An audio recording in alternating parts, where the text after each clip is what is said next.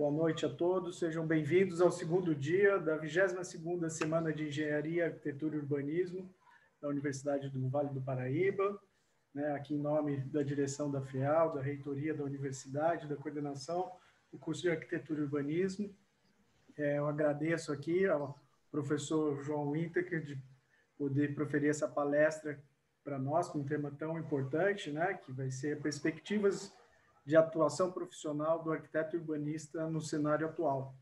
Agradecer aos professores, professora Vini, que vai conduzir aqui as perguntas, professor Paulo Romano, também pela indicação, também aqui do professor João Winteker, e o professor Paulo agora vai fazer a apresentação do João. Boa noite a todos e a todas que estão nos ouvindo e vendo.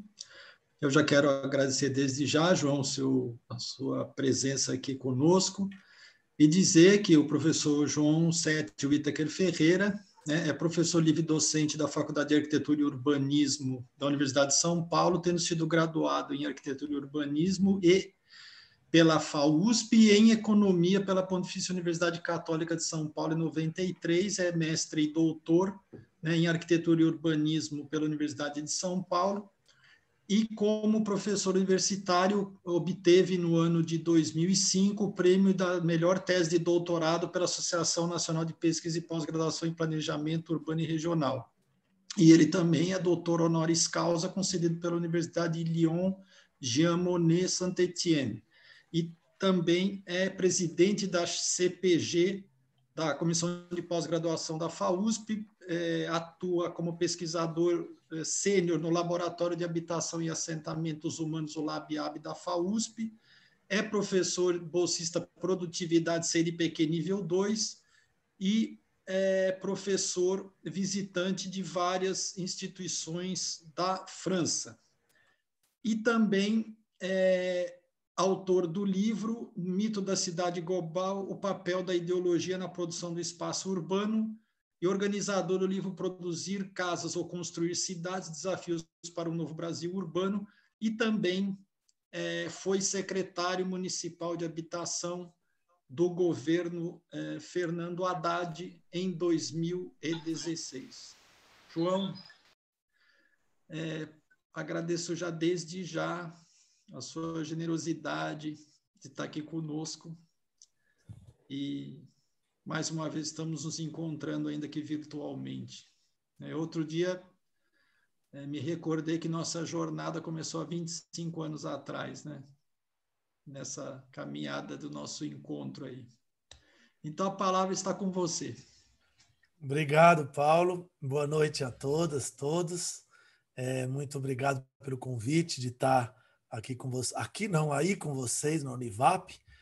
Infelizmente eu preferi o pré-pandemia que permitia que a gente fosse de verdade. Depois ia almoçar com os amigos ou comer alguma coisa, era mais gostoso. Mas, pelo menos virtualmente, então estou aí com vocês. Queria agradecer o convite da Univap. Não é a primeira vez que eu estou aí com vocês, e agradecer especialmente ao Paulo, que, como ele disse, é amigo de longuíssima data.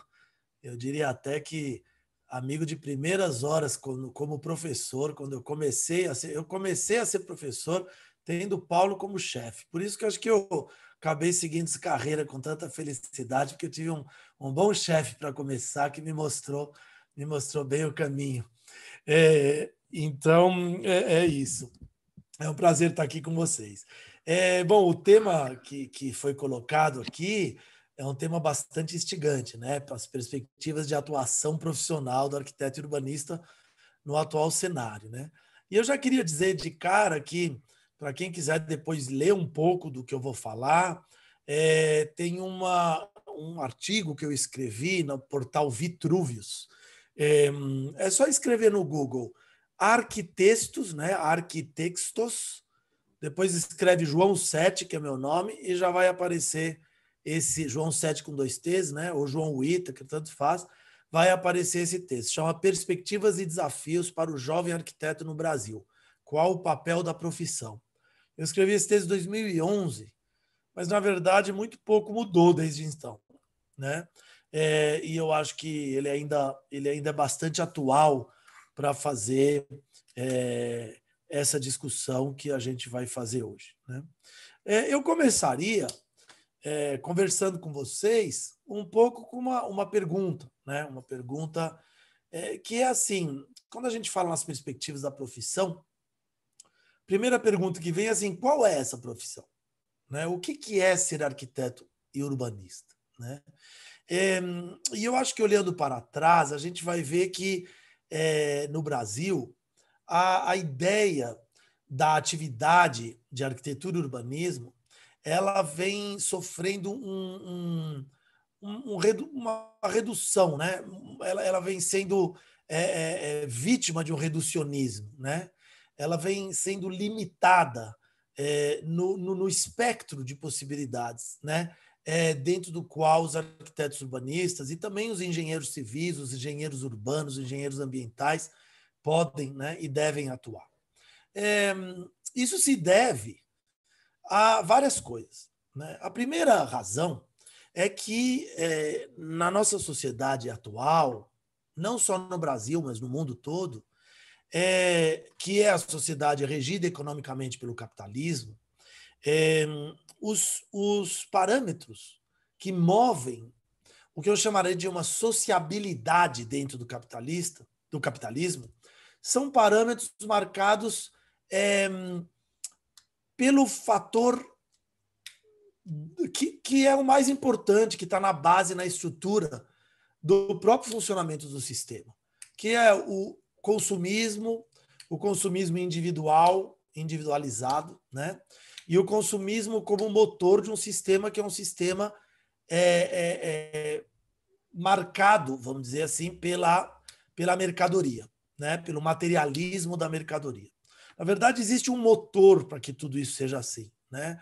O motor ele é muito simples. Se vocês olharem para todas as crises que a gente teve no mundo recente, atual, na economia mundial, que seja em 2009, ou voltando atrás, a dos anos 70, ou voltando mais para trás, a de 1930, e eu pulei várias aí, todas essas crises são sempre motivadas por um rompimento do ciclo de produção e produção do capital que exige que a gente sempre tenha o processo de compra e venda da mercadoria, né? O que significa? Significa por que a gente é tão, vamos dizer, moldado, por que a gente é tão conduzido pela ideia permanente do consumo e do status do consumo, né? Por que a questão do carro que eu tenho, do celular que eu tenho, do computador que eu tenho, da roupa que eu visto, da casa onde eu moro, tudo isso é tão importante para a definição do nosso status social, para a definição das nossas relações na sociedade, para a definição das nossas posturas, inclusive, na sociedade, né? Por que muitas vezes o sentimento de ter mais nos faz achar que podemos mais nas relações sociais? Porque elas são movidas por aquilo que eu estava dizendo, a necessidade sempre do próprio sistema de manter esse processo pelo qual toda a mercadoria produzida tem que ser vendida, tem que ser comercializada, tem que se tornar mercadorizável.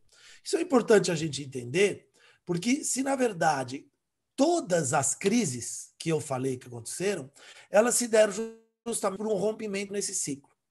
Em 1930, os economistas chamam de crise de subconsumo. Foi o momento que o capitalismo mundial ficou com tão pouca gente para consumir aquilo que o sistema produzia, por causa dos baixos salários, por causa da liberalização geral das regras de funcionamento desse capitalismo, que o Ford, o próprio Henry Ford, ele percebeu, ele tentou, antes da crise, do craque da Bolsa, aumentar o salário de todos os seus funcionários, porque ele percebeu que o que estava no fundo daquela crise era o fato de que as pessoas não tinham dinheiro para comprar os carros dele. E se elas não compravam os carros, toda a riqueza, como um castelo de cartas, desmoronava.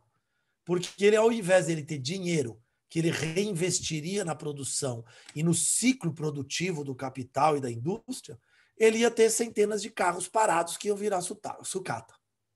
O produto, qualquer produto dentro do capitalismo, inclusive o produto urbano, a localização, só se torna algo quando ele justamente ele se torna um produto vendido. Senão ele é uma acumulação, né, de bens materiais sem sentido. Então, isso é o que move. Se o capitalismo não conseguir fazer rodar essa roda, ele quebra. E essa é a razão pela qual o nosso comportamento ele é completamente determinado pela preocupação constante em consumir. Não que a gente seja preocupado com o sistema capitalista, mas o sistema capitalista nos bota isso na cabeça para a gente entender que essa é a forma mais importante da nossa vida. Vocês reparam que quando vocês compram um computador da Apple, a Apple dá de presente um adesivo para você poder colocar no seu carro um adesivo da maçãzinha para poder dizer para todo mundo na rua que está seguindo você que você tem um Apple. A gente não percebe isso, mas é a maneira constante que as empresas têm de valorizar esta lógica, que é a lógica da permanente compra e venda. Por que eu estou fazendo a introdução? O que ela tem a ver com a nossa profissão? Ela tem a ver com o fato de que, muitas vezes, profissões que têm um forte caráter de transformação social, elas são dominadas por um viés que exagera o peso no caráter da mercadoria. Eu vou dar um exemplo para vocês. Para não falar ainda da arquitetura e urbanismo, posso falar da medicina. Se você for médico na França, um país que eu conheço bem, você terá um posto público para começar a carreira, pago em parte pelo Estado, em parte pelos pacientes. Você irá atuar num bairro que o Estado vai mandar você atuar. Você pode abrir um escritório, mas completamente regular. Você pode cobrar um valor estabelecido administração da saúde. Você vai ter verbas públicas para ajudar as pessoas a comprar remédios. E claro que os bons médicos vão ter muita oportunidade profissional, que eles vão poder operar em vários hospitais, vão começar a ter renome e tudo mais, mas tudo dentro de um sistema que é moderado, né? Você pega no Brasil e você vê a enorme dificuldade que a gente tem sequer de ter médicos atuando nos bairros mais pobres. Porque como não existe nenhuma regulação do Estado para essa profissão, ou muito pouca, o que o médico vai fazer é que ele vai mercadorizar o seu serviço. E, portanto, se ele for muito bom, ele vai criar um consultório particular no qual ele vai cobrar R$1.000 uma consulta de 1 hora. E ele vai se tornar milionário. Mas eles só vão poder ser atendidos por esse super médico aqueles que puderem pagar os R$1.000. Então, esse é um exemplo de uma profissão que, graças ao SUS, não se tornou completamente mercadorizada, né, dominada por exemplo, pelas companhias de seguro de saúde ou pelas próprias atuação dos médicos, mas é um exemplo de como as forças da ideia da mercadorização sempre competem numa profissão que deveria ter, ao menos, uma grande parte voltada para a transformação social, que é você atender em saúde a população muito pobre, num país que ainda tem problemas de saúde muito graves. Vamos agora fazer o pulo para a arquitetura e urbanismo. Infelizmente, nós, na nossa profissão, também fomos acometidos por esse mesmo mal. A ideia de que existe a possibilidade de uma profissão glamurosa, na qual eu posso virar milionário, na qual eu posso ser um sujeito muito conhecido, posso aparecer em capa de revista, fazendo projetos autorais que vão me transformar quase que mais do que num arquiteto, num artista. Então, eu vou poder vestir uma roupa preta, posar para uma capa de revista com um olhar perdido para o horizonte, como quem resolve todos os problemas da humanidade graças aos meus belos projetos e de mais ninguém. E o próprio sistema profissional alimenta essa coisa, promovendo o quê? Promovendo revistas, concursos, etc., que sempre estão valorizando a ideia do sucesso individual profissional de um ou outro arquiteto. Eu não estou dizendo que isso seja ruim, eu não estou dizendo que isso seja errado. Nós temos arquitetos fantásticos, autorais. Paulo Mendes da Rocha é reconhecido no mundo inteiro, assim como era o Niemeyer. Né? Nós temos arquitetos que fazem obras de artes. Né? E, inclusive, uma das características da arquitetura é que, se eu tiver dinheiro, A folha de papel me permite qualquer coisa. Eu posso fazer um projeto flutuante. Só que ele vai custar R$50 mil o centímetro quadrado. Mas se me pagarem, é capaz que eu consiga fazer um sistema de jatos ali, uma casa que fica flutuante no ar. Né? Então, o papel e o dinheiro me permitem, de fato, ter uma grande ousadia no caminho da arquitetura projetual, autoral, e que é uma arquitetura que dá muito glamour e muito nome. Eu vou me tornar famoso, eu vou ter um escritório famoso, eu vou ser reconhecido nas revistas de arquitetura, ser reconhecido na profissão e assim por diante. Isso é legal. Isso é legal. Mas o problema é que nós, ao mesmo tempo, temos um país que tem condições econômicas adversas. Embora seja um país que é a 10ª economia do mundo, ou 11ª, por aí, ele é um país que ainda tem enormes problemas econômicos, sobretudo do ponto de vista da distribuição. E não é só a distribuição do dinheiro para todo mundo, é a distribuição das oportunidades, inclusive, de trabalho. Nós temos um país que tem um enorme desemprego e, dentro da população ativa, nós temos metade, praticamente, das pessoas que trabalham, ocupadas, que trabalham na informalidade, ou seja, sem carteira assinada. Então, isso faz que, ao mesmo tempo, nós tenhamos uma grande demanda por profissões. E essa grande demanda por profissões faz com que também se mercadorize o mercado da educação, o mercado da formação. Porque a ideia de eu formar gente que está pedindo para se formar também é uma possibilidade de ganhar dinheiro para as indústrias da educação.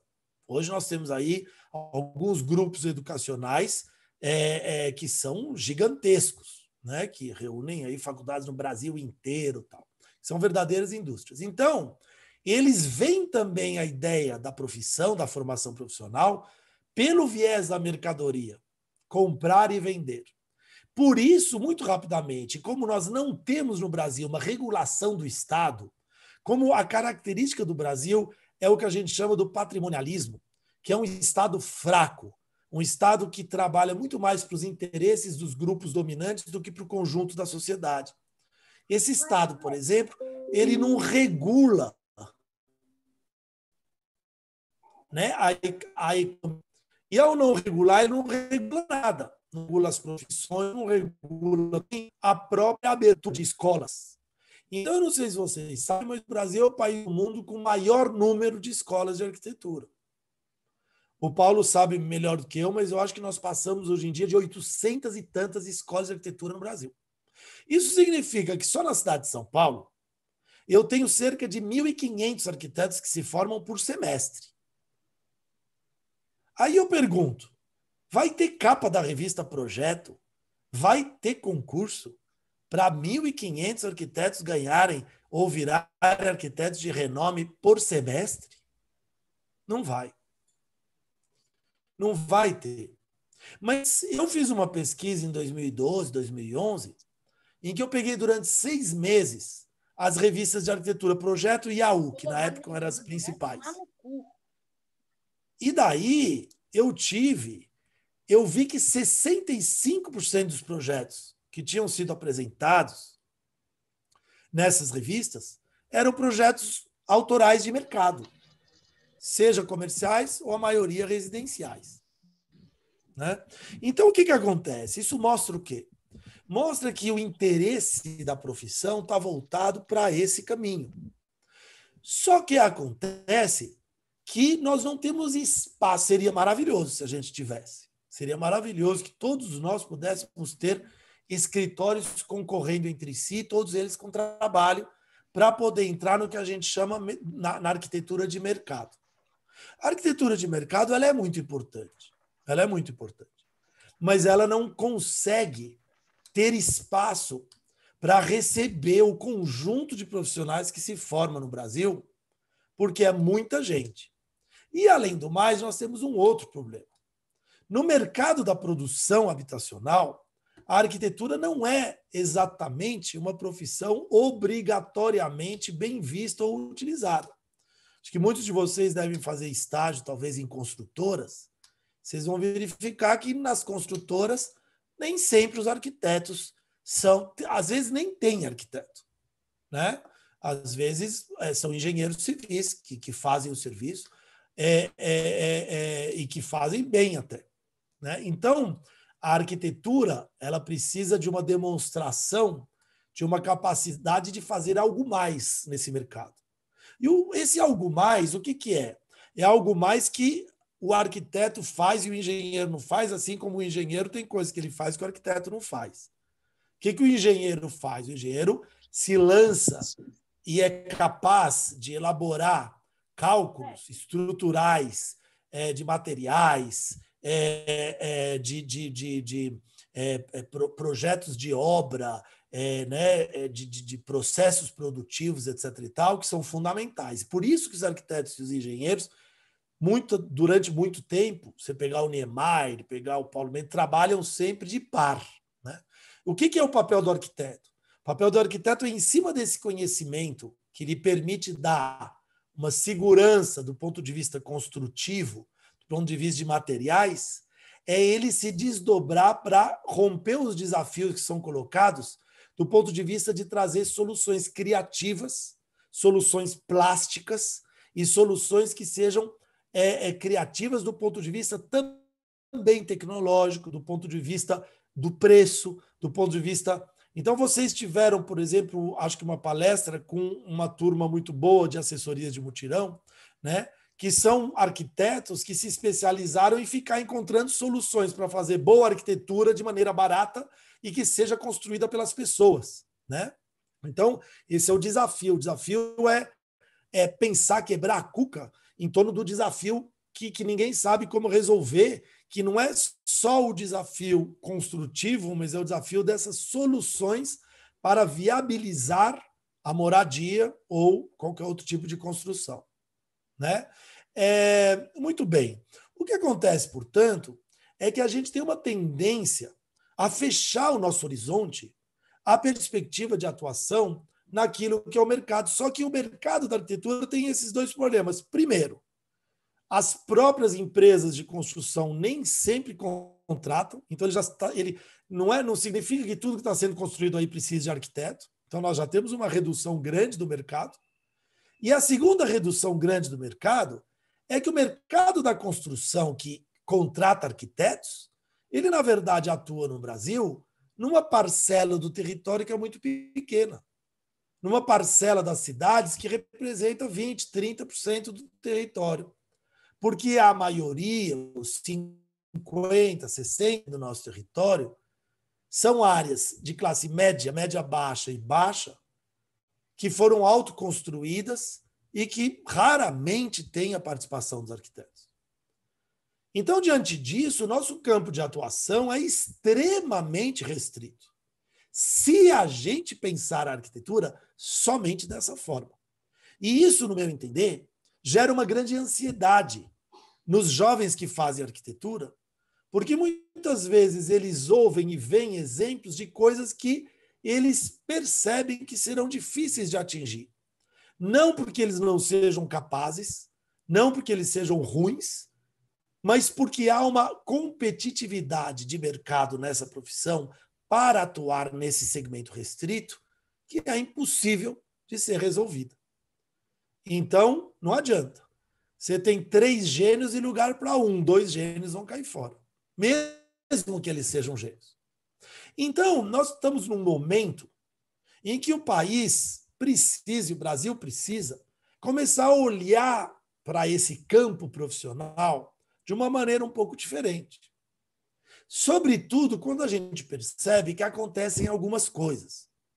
Vamos pegar, por exemplo, algo fenomenal que aconteceu no Brasil no âmbito da arquitetura, do urbanismo e da engenharia em geral, né? Nos anos recentes. Se chamou Minha Casa Minha Vida.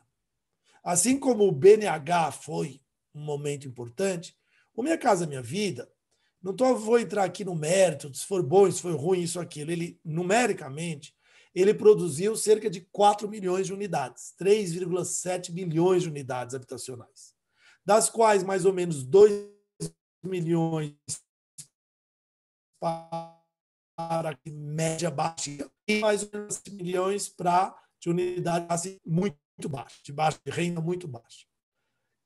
Foram praticamente 4 milhões de casas produzidas no Brasil, que os arquitetos praticamente tenham dado a sua palavra nesse processo.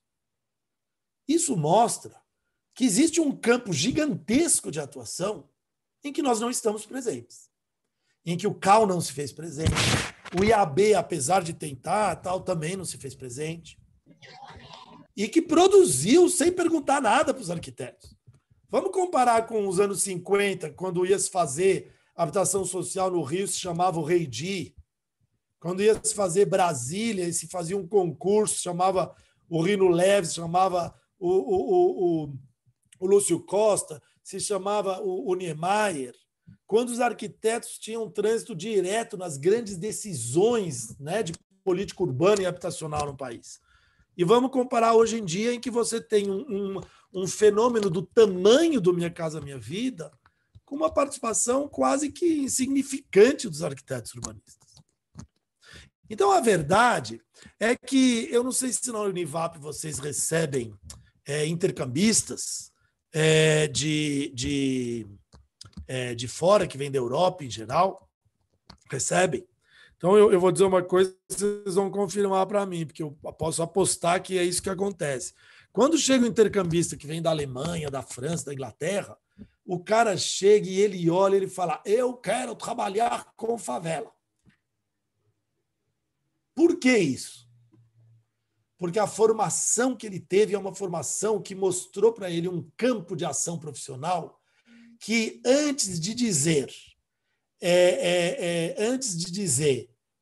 seja um arquiteto de renome, autoral e de sucesso, falou para eles: veja e olhe a realidade urbana e habitacional do seu país e trabalhe para resolver, para encontrar soluções criativas para os seus problemas. A gente muito se refere à arquitetura modernista. O movimento moderno, que chegou no Brasil um tanto quanto desvirtuado pela nossa realidade tão diferente, ele surgiu nos anos 30 como um esforço da categoria dos arquitetos urbanistas, liderados por gente como os alemães Ernest May, Bruno Taut, o próprio Le Corbusier, que falavam: nós precisamos, no momento em que a Europa se reindustrializava após a crise de 1930 e após a Segunda Guerra, no momento que ela se reconstruía, os arquitetos urbanistas olharam para essa realidade e eles não pensaram: eu vou ser um cara legal porque eu vou inventar o pilotis e os traços retos e tudo mais. Eles olharam para a realidade e falaram: como é que a gente vai resolver e propor, enquanto arquitetos, urbanistas, engenheiros, como é que a gente vai propor uma indústria da construção que pense nessa necessidade do detalhe do desenho da faca, que é o que a Bauhaus fazia, do detalhe da produção do garfo e da máquina de lavar, do liquidificador que a Bauhaus pensava, até as House Fabrics, que eram as fábricas de casas pré-moldadas, que nos anos 30 já eram propostas pelo Ernest May, até o estudo da unidade mínima de habitação proposta nas conferências de habitação, no CIANS, até as formas de construir a cidade para elas serem mais racionais. A gente pode dizer que foi ruim, que funcionou, não funcionou, não é disso que eu estou falando.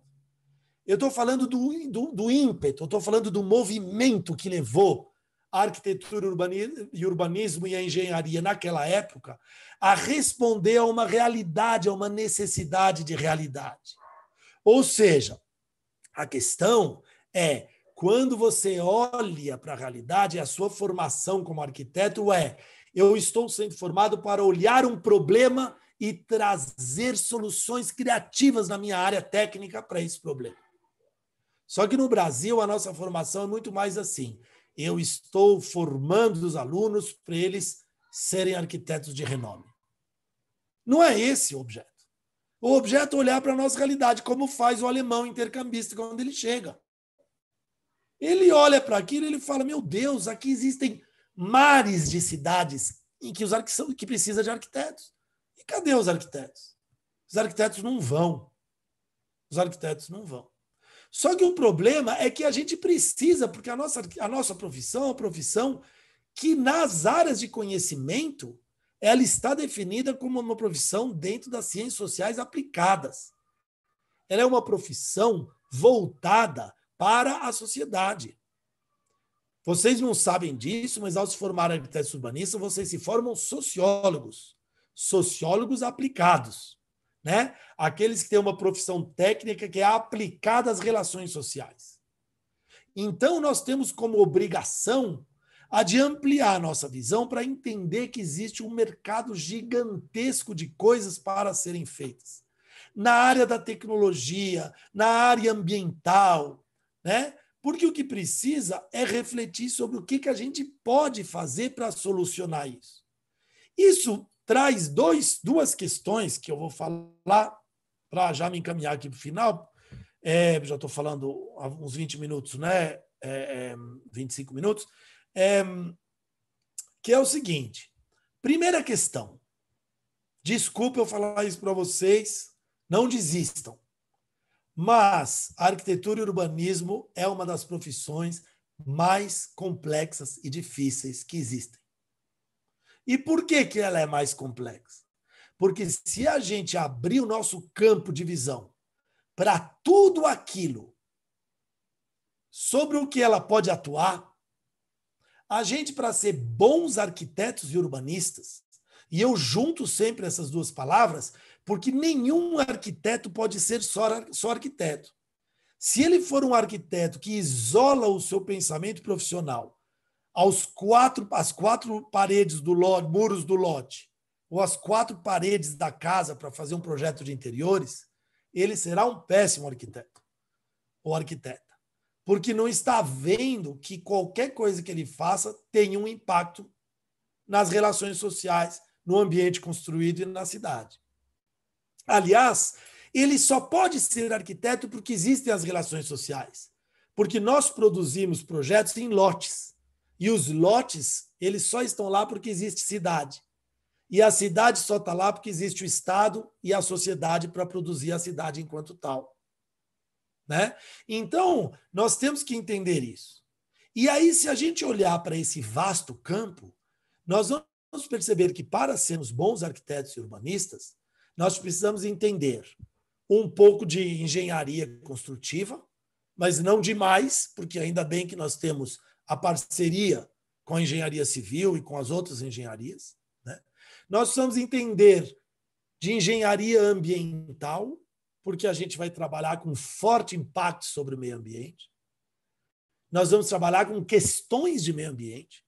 A gente precisa entender de saneamento, de engenharia ambiental que trabalha com saneamento também. A gente precisa entender de direito, porque direito urbanístico é um campo no qual nós estamos permanentemente implicados. A gente precisa entender de sociologia e até de psicologia, porque as relações entre as casas, as relações dentro das casas, são relações que são mediadas pela sociologia e pela psicologia. A gente precisa entender de projeto arquitetônico.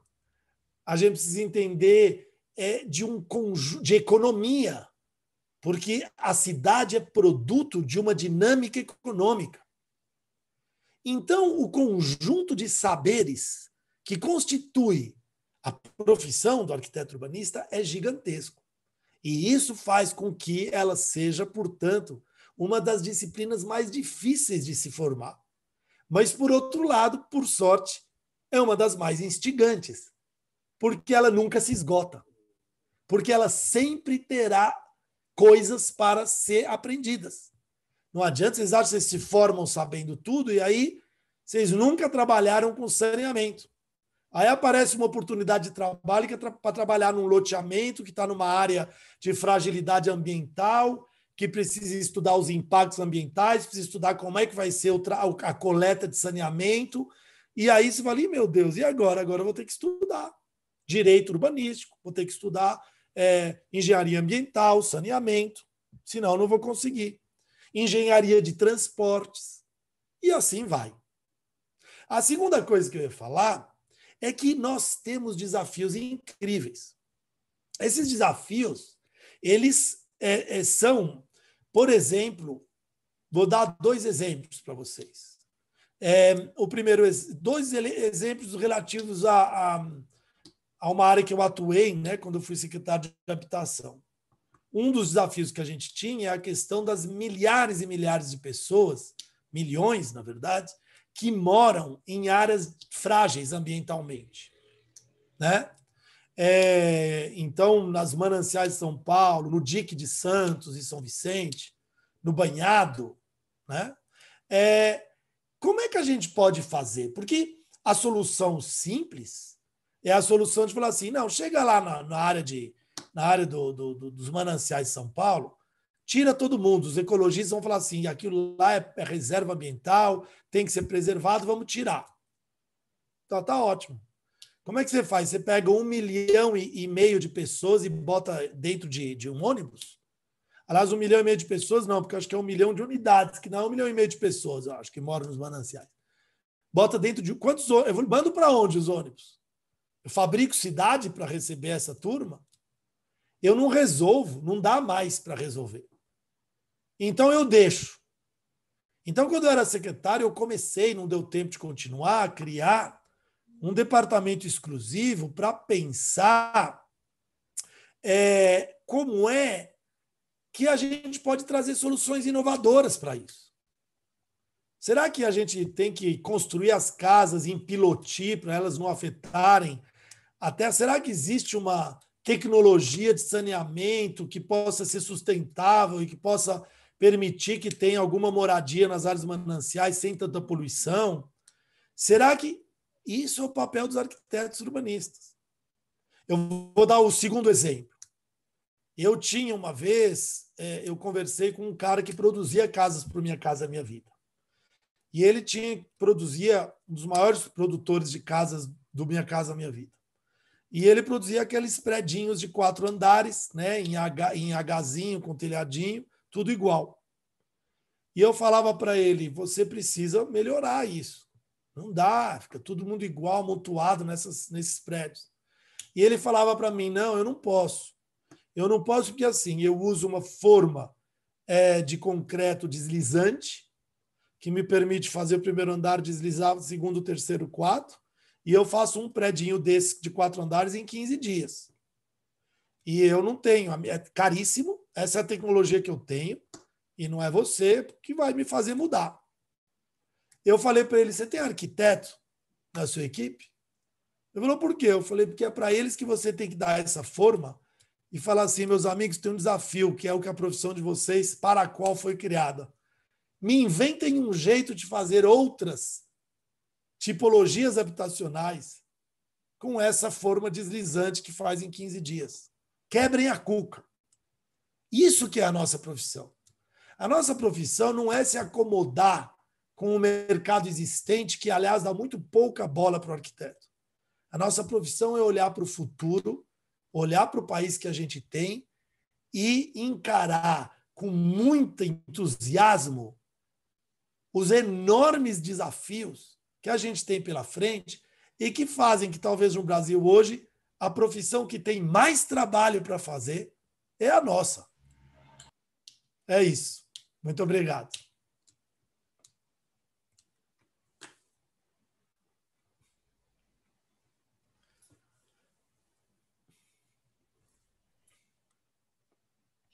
Muito bom. Muito obrigada, professor João Whittaker, arrasando nas colocações dessa relação entre arquitetura e urbanismo que tem que acontecer, né? Isso é uma coisa que a gente bate muito na tecla na Univap também, das relações entre arquitetura e urbanismo não serem dissociadas, né? Os nossos alunos, eles serão arquitetos e urbanistas, não somente arquitetos, nem somente urbanistas, são arquitetos urbanistas, né? Eu vou começar com uma pergunta minha e depois eu vou abrir para as outras perguntas. Tudo bem? Claro, por favor. Vamos lá. Você falou bastante sobre a sua formação. No começo, o professor Paulo falou sobre a sua formação. Eu fiquei curiosa, quanto tempo você tem de graduado, professor João? Eu me formei em arquitetura em 1990. Mas que pergunta, hein? Aí vão saber o quanto eu tô velho, careca. Não, 90. Então, beleza, eu 90, só queria saber isso. 2000, 2010, 2020. 30 anos, só isso. 30 anos. Eu me formei em economia em 93, 27 anos. Depois o meu mestrado em ciência política eu terminei em 98 e o doutorado em urbanismo eu terminei em 2003. Bacana. Então, a minha pergunta é sobre esse tempo. Se você pudesse voltar no tempo, o que você diria para o João Whittaker, recém-formado? Olha, pode parecer muito pedante da minha parte, né? Mas eu diria, faz tudo igual. Ah, que legal.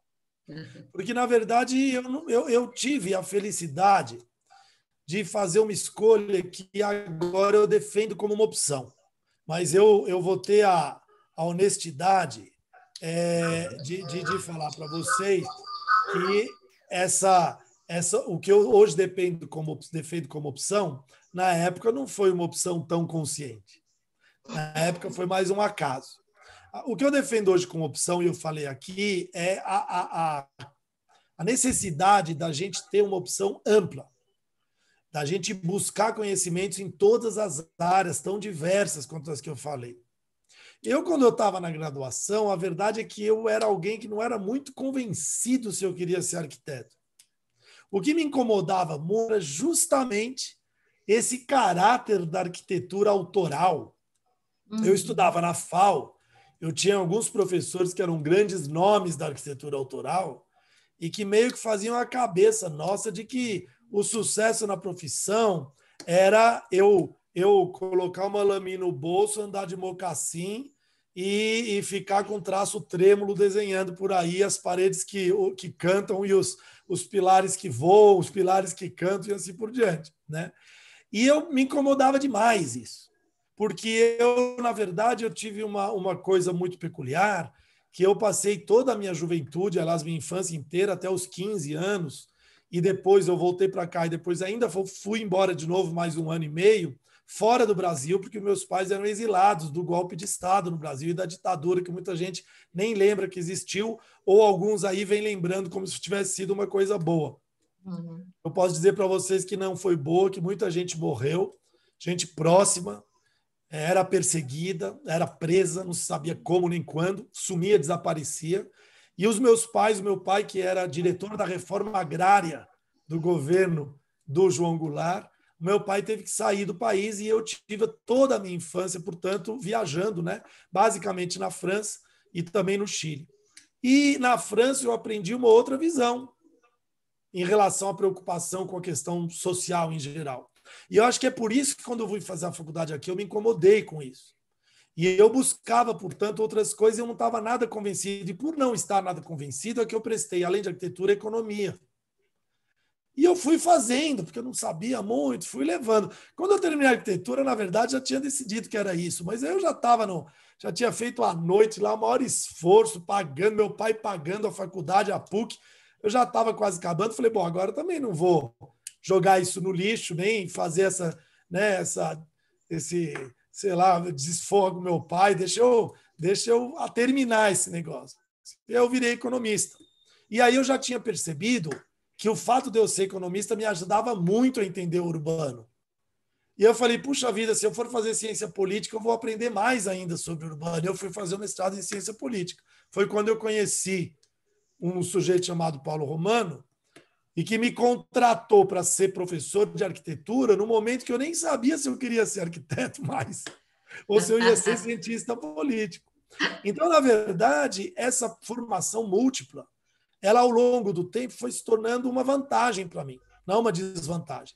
E eu fui percebendo o quanto ela é muito importante, mas isso não quer dizer que eu vá virar para um jovem hoje e falar assim, vai aí fazer além da arquitetura urbanística, se mete num curso de direito. Não. Porque, na verdade, hoje em dia, com os meios que a gente tem, com a internet, a gente estuda muito pouco no Brasil. Se a gente se der o tempo de estudo e o prazer do estudo, a gente tem dentro do nosso período na escola de arquitetura tempo para ir atrás e pesquisar, não todas essas áreas, mas algumas delas as que nos interessem mais. Nos aprofundar sobre transporte e urbanização, sobre a questão ambiental e urbanização. E é isso que eu recomendo.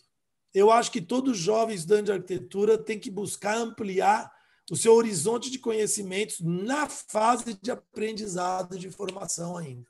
Para mim foi um acaso, mas hoje em dia eu recomendo isso como uma opção. Bacana, muito bom. Obrigada. Imagina. Vamos às perguntas da galera. A Isabel pergunta o seguinte: boa noite, gostaria que o senhor falasse como a área do urbanismo pode ser efetivamente desenvolvida. Espera aí que as perguntas estão andando aqui. Percebe-se que essa área é mais engessada, por estar atrelada ao poder público. Como propor soluções eficazes e viáveis na escala urbana? Correlacionando, obviamente, com essa situação mais engessada por estar relacionada ao poder, atrelada ao poder público. Olha, essa é uma pergunta muito boa, porque quem fez, estou vendo aqui Isabel, a Isabel ela já tem uma percepção teórica muito importante, que é a de que o espaço público, o espaço urbano, desculpa, ele é resultado da produção social, ele é resultado de uma produção pública. Ou seja, ele só existe por causa do Estado. Uma vez eu fiz um debate na CBN com um sujeito que defende liberalismo a qualquer custo, chama Nardoc, eu acho, escreveu aqueles livros, história politicamente correta do Brasil e tal. E ele falava assim, vocês estão muito preocupados com o papel do Estado, tem que deixar o mercado imobiliário trabalhar mais livre. Ele é capaz de determinar o que é bom e o que é ruim para a cidade. E eu falei para ele, olha, quando você acabar essa entrevista, pegar o elevador e descer lá na rua, na hora que você descer na rua, você vai atravessar a rua para ir até o seu carro ou para pegar o ônibus. E você só vai atravessar a rua porque tem um farol que vai fechar e uma faixa de pedestre pintada. Comece a agradecer o Estado, porque senão você nem ia conseguir fazer isso. Porque quem fez a rua, a faixa de pedestre e o farol foi o Estado. Quem fez o ônibus que vai passar ou está mantendo é o Estado. E quem fez todas as leis de trânsito que vai permitir que você pegue seu carro e não saia por aí sendo atropelado ou respeitando regras também é o Estado. Então, o Estado ele é fundamental. Agora, a segunda questão que a Isabel coloca e que eu acho que ela tem total discernimento é que, portanto, de fato, a política urbana ela é dependente do Estado e ela fica engessada.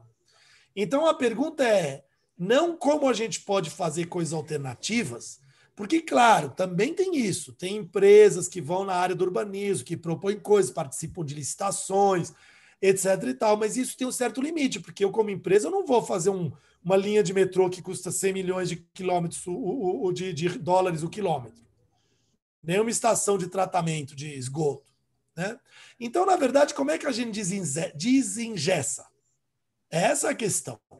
E aí se faz um passo que é muito mal visto hoje em dia, porque, infelizmente, nós estamos num momento que no Brasil se olha com um olhar pejorativo para o termo política. Infelizmente. Em parte por causa dos nossos políticos, mas em parte também por causa de um esforço consciente de rebaixar a política ao nada, que permite que os políticos que usam a política para outros fins fiquem ali fazendo o seu desserviço. Mas a verdade é que tudo que a gente faz é político. Político no sentido que diz respeito às relações entre nós e às representações de poder que têm a legitimidade de decidir por nós. As relações familiares são políticas. O filho adolescente que briga com o pai ou com a mãe é uma atitude política. O pai que impõe regras ou a mãe que impõe regras, ou que é mais participativo, que manda os filhos também fazerem a faxina uma vez por semana ou sei lá o quê, são regras políticas de relacionamento em relação ao poder legitimado, que é o poder paterno e materno. Isso vale para a sociedade. Então, quando ela percebe, a Isabel, que nós temos uma questão de engessamento do poder público, nós temos que entender que o nosso papel é político. Qual é a primeira coisa que a gente tem que fazer? E é muito bom eu falar isso agora, porque nós temos eleições já já. É a gente prestar atenção em quem a gente vota e em quem vai ser prefeito e vereador. Porque quem vai fazer política pública ou deixar de fazer, quem vai desengessar é o sujeito que está lá. Essa transformação ela não é difícil, mas ela precisa um aumento da consciência política cidadã. Não estou falando em política partidária, aí é o segundo passo. Eu vou escolher quem vai ser, vou defender mais, vou defender menos. Mas é a questão da cidadania política. É eu saber que é muito importante eu ser um cidadão participativo que não só vota e escolhe a pessoa, como fiscaliza e acompanha. E essa pessoa, se ela for corretamente escolhida, ela vai abrir o campo. Eu vou dar um exemplo para vocês que tem a ver com uma outra pergunta aqui sobre a lei da assistência técnica. Né? Quando eu era secretário, eu ia fazer uma coisa, também não fiz, porque a gente perdeu as eleições. Então, veja bem como está relacionado essa questão das eleições. O que eu tinha proposto? Eu tinha proposto na Prefeitura de São Paulo, a gente criasse em cada subprefeitura, a gente fizesse um concurso para o cadastramento de cerca de 20 ou 30, ou depende lá qual fosse a demanda, arquitetos, com a determinação que fossem arquitetos recém-formados, ou seja, formados até 5 anos de formados, fazia uma seleção para cadastrar e depois se abria para que a população mais pobre dos bairros da cidade, dessa subprefeitura, pudesse ir até a subprefeitura e falar, olha, está aqui o meu comprovante de renda, eu moro em situação precária, aqui é uma situação da minha casa, eu estou precisando da assessoria de um arquiteto ou de uma arquiteta. E aí a gente da Secretaria de Habitação pagaria a hora técnica desse arquiteto cadastrado. A pessoa escolheria dentro daquela lista, eu quero fulano de tal. Fulano de tal vai lá ou faz um rodízio, enfim, isso tudo é coisa de se organizar. E o cara vai lá e faz, a menina vai lá e faz assistência técnica. Né? Então, essas coisas, quem está promovendo a importância da assistência técnica? O CAU. Graças a Deus, o CAU vem fazendo isso. O CAU é uma instituição pública também. Então é isso. Se a gente faz essa roda se mover, a gente vai desengessando. E ao desengessar, a gente vai criando oportunidades. Vai fazendo com que o governo abra licitações, faça concurso para urbanizar a favela, concurso para urbanizar um determinado bairro, concurso para sugerir mudanças aqui e ali, e assim por diante. Esse é o jeito de fazer e de desengessar. Pois bem, acho que foi respondida, mais que respondida, né? A próxima pergunta é exatamente sobre essa questão que você mencionou, da Lei 11.888, que garante às famílias de baixa renda uma assistência técnica pública e gratuita para projeto e construção de habitação de interesse social. Aí a pergunta no final do Eric é: uma pessoa pode procurar um arquiteto ou apenas o poder público? Nesse caso, o CAU direciona. Se eu tenho uma pessoa que precisa dessa assistência técnica de um arquiteto, ela pode procurar o CAU e ela vai ter direito a isso? Pois é, não, o CAU é isso que eu estou falando, que precisa ser estruturado um sistema de atendimento. Uhum. Alguns CAUs até estão avançando nesse sentido, que eu saiba ainda não tem no Brasil nada posto em prática, mas tem vários CAUs que estão começando a pensar em eles mesmos colocar um serviço desse tipo. Uhum. Mas eu ainda acho que quem tem que fazer isso é o poder público. Claro que o arquiteto pode, por iniciativa própria, fazer isso, mas é difícil por quê? Porque ele precisa de uma remuneração. Ainda assim, tem um escritório em São Paulo aí que ficou bem conhecido, chama Terra e Tuma, uns ex-alunos, inclusive, que eu dei aula, que começou a fazer uma linguagem de projeto arquitetônico, que também foi muito usado, por exemplo, pelo Juan Villar, que é um outro arquiteto conhecido, que fez um projeto em Cotia muito legal nesse sentido, que existe um campo de atuação dentro do mercado que também não é explorado, que é de se encontrar tecnologias construtivas mais baratas e que possam ser oferecidas por uma faixa de renda que pode pagar pouco, mas pode. Então, existe aí uma perspectiva também de escritórios de arquitetura fazerem isso à medida que eles consigam fazer uma equação em que eles consigam fazer, receber e sobreviver profissionalmente, atendendo isso. Tem um escritório que eu esqueci o nome aqui em São Paulo, que está cada vez mais atuante aí, criando financiamento para a população mais pobre. Então, existe isso, de fato, e está sendo feito. Agora, é claro que a situação ideal seria que essas iniciativas particulares recebessem incentivos públicos.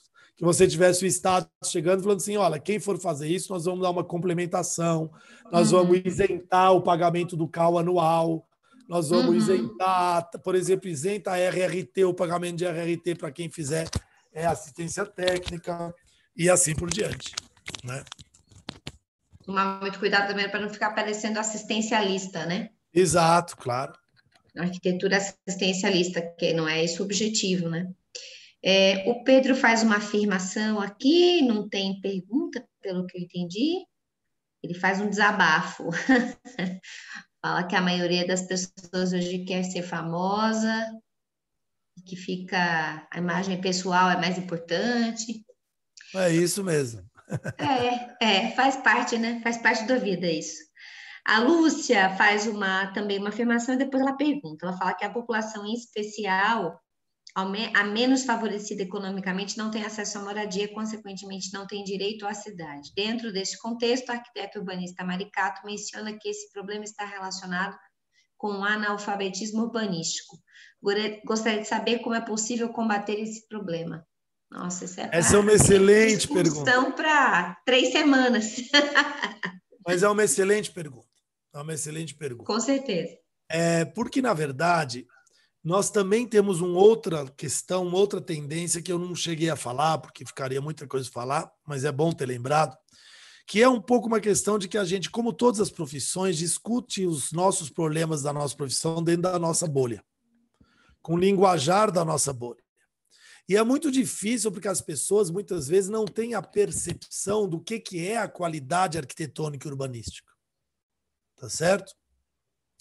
Eu uma vez fui chamado como consultor para um projeto de uma grande área, muito famosa, que tinha sido objeto de desapropriação violenta, e o pessoal tinha sido encaminhado para um terreno de periferia a 13 quilômetros da área central, no qual passava uma linha de alta tensão, e o pessoal da prefeitura, muito bem intencionado, fez lá um projeto dentro do Minha Casa Minha Vida que dava dinheiro.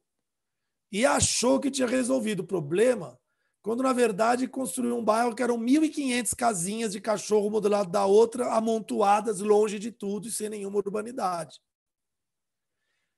Me chamaram para falar o que eu achava, e quando me chamaram, disseram: nós queremos fazer algo um pouco mais bonito, vamos pedir para o Royotac fazer os equipamentos aqui dessa área. Eu falei, mas vocês realmente acham que no meio de um manancial de casinha, tudo igualzinha, sem urbanização, longe de tudo, eu colocar lá um posto de saúde rosa com um negócio meio assim feito por Royotac vai mudar alguma coisa? Né?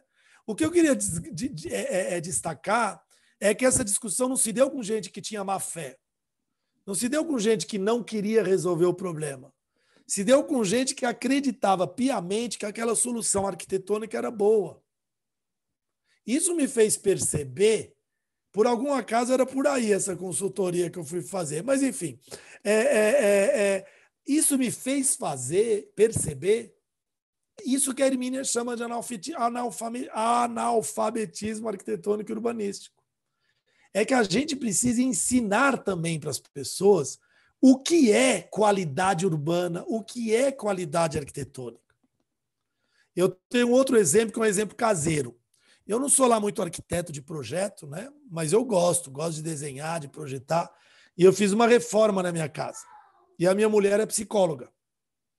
Quando a gente começou a fazer a reforma, não tinha muito dinheiro, eu falei, a gente vai quebrar isso tudo aqui. Daí depois a gente vê como é que acaba, mas vamos quebrar, porque a gente cria um espaço, né? E a minha mulher, que não tinha essa visão da arquitetura, ela falava assim, e se a gente puser um papel de parede assim, se a gente mudar o piso desse jeito? Eu falava assim, não, desencana do papel de parede ou do piso. Vamos quebrar tudo. Depois a gente vê o que a gente faz. E ela, pô, mas como assim? Eu falei, o mais importante é mudar o espaço. Você vai ver a qualidade da mudança do espaço. E a gente quebrou tudo. Pá! Depois foi mais difícil. Ficou um tempo quebrado. Sem conseguir. Não deu para rebocar tudo direitinho. Não deu pra... Por quê? Porque depois fica caro. Mas a mudança de qualidade do espaço estrutural foi fenomenal. Então você fala assim, puxa vida, mas quando estava pronto, ela falou, nossa, não, agora eu entendi, pô, isso aqui é sensacional, realmente. Mas é que a gente tem que conseguir perceber isso antes. Quem percebe isso antes? Quem olha e vê isso antes? Os arquitetos. Mas é difícil a gente passar isso para as pessoas. Então, eu acho que essa é uma parte do nosso trabalho muito grande, é justamente essa, da gente trabalhar essa questão de difundir, de tornar mais amplo justamente o conhecimento da qualidade que é aquilo que a gente faz, tanto no âmbito urbano quanto no âmbito do projeto arquitetônico. É isso.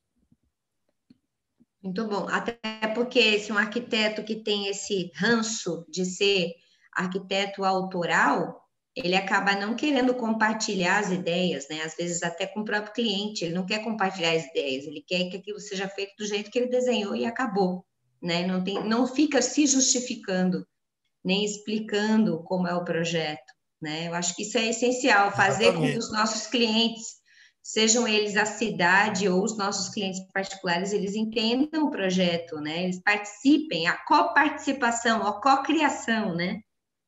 É uma palavrinha meio da moda, mas é a real. É isso, né? Mesmo. A próxima pergunta do Vinícius é como descaracterizar a elitização ainda muito presente na arquitetura e mostrar o quanto pode e deve ser acessível enquanto qualidade de vida acima de tudo. E a Frida depois... a Frida foi sua aluna também? É isso que eu ia falar, eu ia brincar. Que legal! Eu sou a Frida de algum lugar. A Frida, nossa querida prof, nossa colega. É uma ex-aluna muito querida. Trabalhou na usina. Trabalhou na usina. Muito querido também. Até queria dizer para os alunos que estão aqui que é um professor fundamental na minha formação. Eu acho que está no top 3 lá. Que legal. Ele, a Armínia, todo mundo muito querido, muito querido. Vou chorar desse jeito. Mas Obrigado pela presença ilustre, por compartilhar com os nossos alunos também, tão queridos. Imagina, eu que agradeço. Desse privilégio. Você sabe que a Frida está falando de mim como professora, então eu vou falar dela como aluna. Uma vez, eu fui contratado para fazer uma consultoria sobre urbanização de favela na Guiana Francesa. Aí, pô, a Guiana Francesa... Por quê? Porque a Guiana Francesa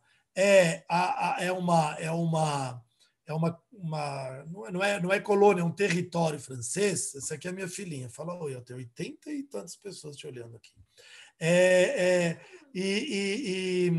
E ela é um território francês que é aqui, né, logo em cima, né? E que por causa disso ele tem muita pobreza e eles têm favela. Então eles têm que resolver o problema de favela, mas eles não sabem como. Então o que eles vão fazer? Eles vão chamar especialistas brasileiros em resolver favela. E fui eu lá que falo francês, tenho contatos na França, ajudar eles. Aí eu encontrei uma turma da urbanização de favela, do projeto habitacional participativo, super legal, que trabalhava lá, que trabalhava na França e tal. Uma das meninas era muito legal e tudo, e ela veio e me falou assim, você sabe que eu tenho uma amiga brasileira que trabalha nisso, que é sensacional, que eu conheci, nem sei aonde que elas se conheceram tal, mas que é aqui muito querida, que é dessa área e tudo mais. Eu falei, é mesmo? Ela estudou na FAO, ela se chama Frida Nossaki. Eu falei, olha, que coincidência. E só para vocês verem que a Frida tem reputação internacional no Japão. América Latina. América Latina essa semana em festa pela recuperação boliviana, né? Tava falando contatos com a Berrongera, essa querida amiga que está lá, que é francesa. Exato. Isso. E aí eu estava em contato com ela essa semana por conta disso. Ficamos felizes com a virada da Bolívia. Muito legal. Enfim.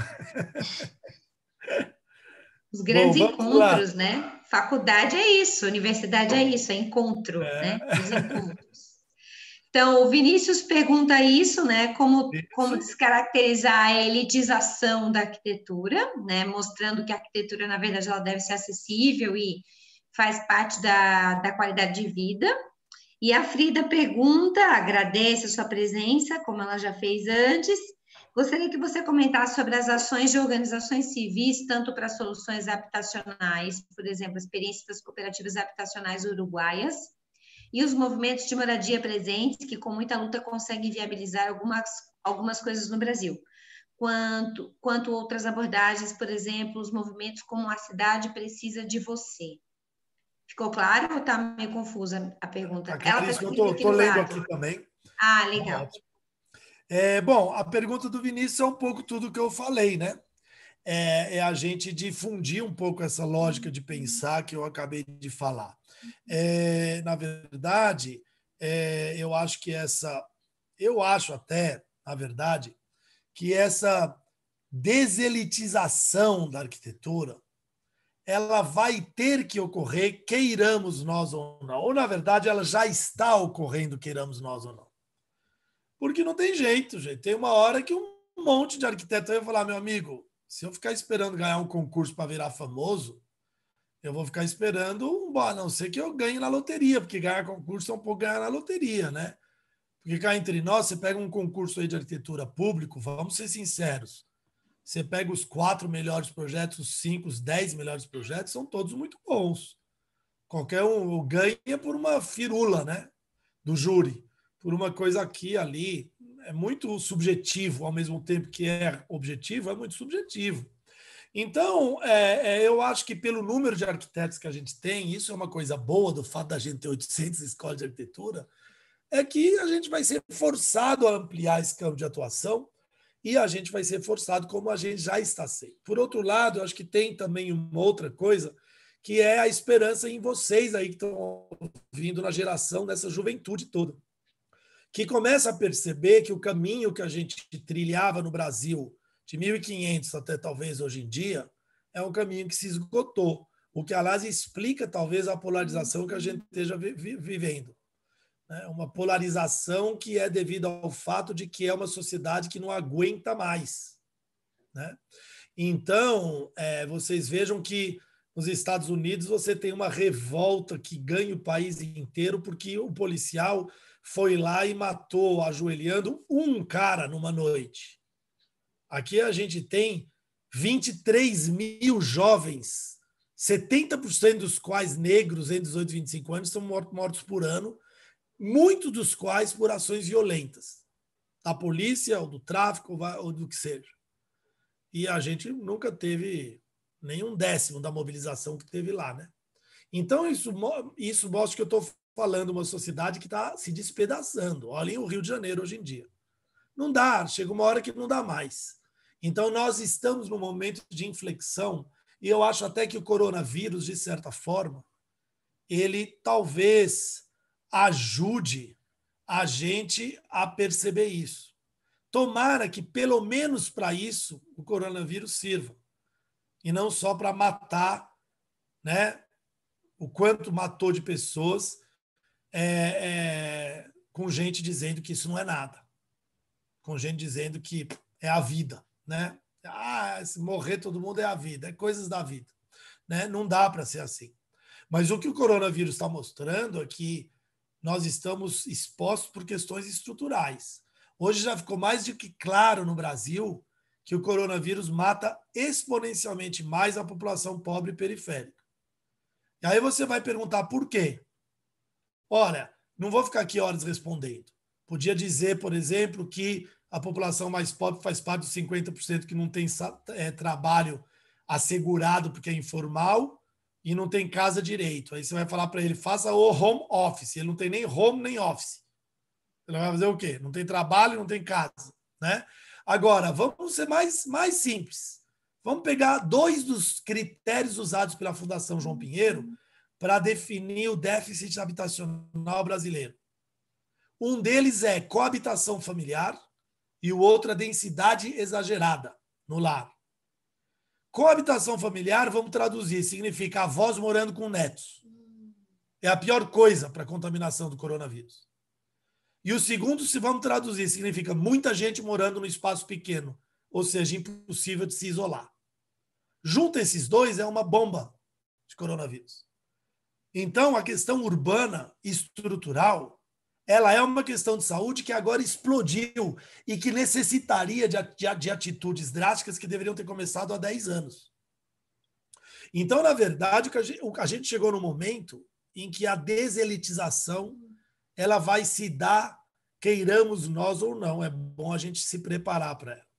E aí, junta com a pergunta da Frida, que é, na verdade, assim, nem tudo pode acontecer pelo Estado.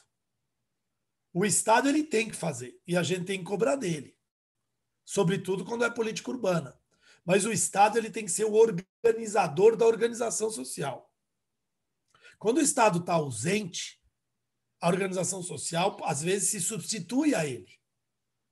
Por exemplo, durante o coronavírus, aqui em São Paulo, a prefeitura fez muito pouco ou quase nada em relação a medidas assistenciais e emergenciais.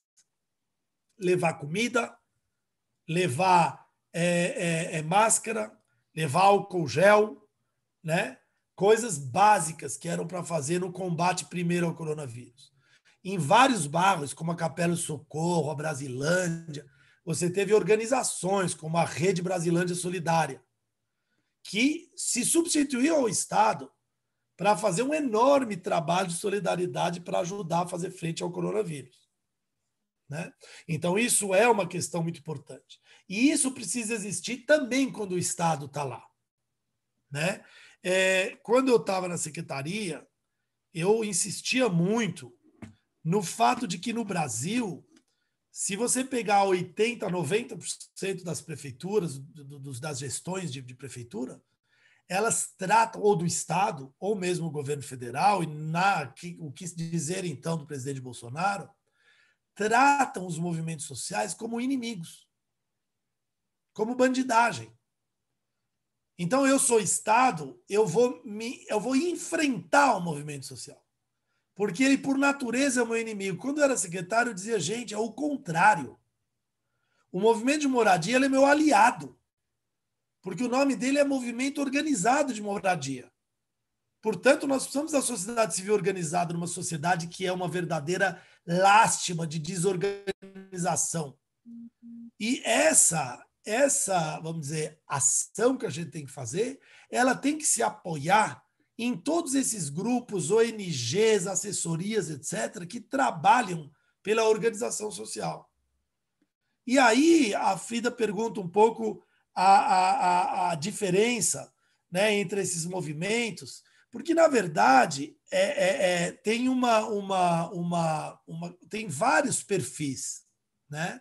Mas é claro que tem alguns perfis que reproduzem um certo individualismo, que querem para si o privilégio que eles têm o lobby e a força política para fazer. Né? Mas eles têm que existir. Eles têm que ter um Estado que saiba lidar e falar, não, legal, mas veja bem. Por exemplo, vou dar um exemplo. O exemplo que eu dou é do Parque Augusto. Aqui, no Parque Augusto não, do Parque Minhocão. Ó, vamos fazer, ou mesmo o Parque Augusto, vamos fazer um parque a qualquer custo, tal, não sei o que mais, de uma região que já é muito privilegiada. Eu acho que tem que fazer um parque.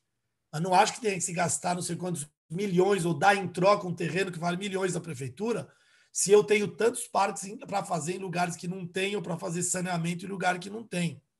Ou no caso do Minhocão, acho lindo fazer um parque para quem faz Cooper lá em cima, mas existe um subsolo do Minhocão em São Paulo que é uma espécie de uma Blade Runner, cidade de ninguém, que fica sem sol o dia inteiro e que precisa voltar a viver. Então, eu defendo que tenha que tirar. Mas o problema é que quando eu vou tirar, eu vou criar uma gentrificação tão grande que todos os pobres que moram lá, porque eles respiram gás carbônico faz 20 anos, e por causa disso o aluguel deles é barato, na hora que tira, fala, meu amigo, agora não é mais para você. Você tinha direito de ficar aqui enquanto você respirava gás carbônico. Então, é claro que tem alguns movimentos que têm uma pegada elitista. Mas, por outro lado, eles também trazem sugestões boas. Ah, vamos fazer parklet. Tá ótimo, vamos fazer parklet. Depois a gente emancipa os parques, faz na cidade inteira parklet. Vamos fazer ciclovia na cidade inteira. E o Brasil ele é tão carente das mobilizações sociais que você andar de bicicleta no Brasil hoje significa você ser um comunista revolucionário cubano ou venezuelano. Eu só quero andar de bicicleta. Uma vez eu fui quase atropelado. Não é brincadeira. Eu fui quase atropelado. Não fui porque o cara, acho que ele só quis me assustar, mas uma buzinada de um cara que estava de bicicleta, em que ele quase me atropelou, abriu a janela e me falou, vai para Cuba! Eu falei, mano, se me pagar a passagem, eu vou mesmo, que diz que é bonito, pacas lá. O que eu ia falar para aquele cara? Então,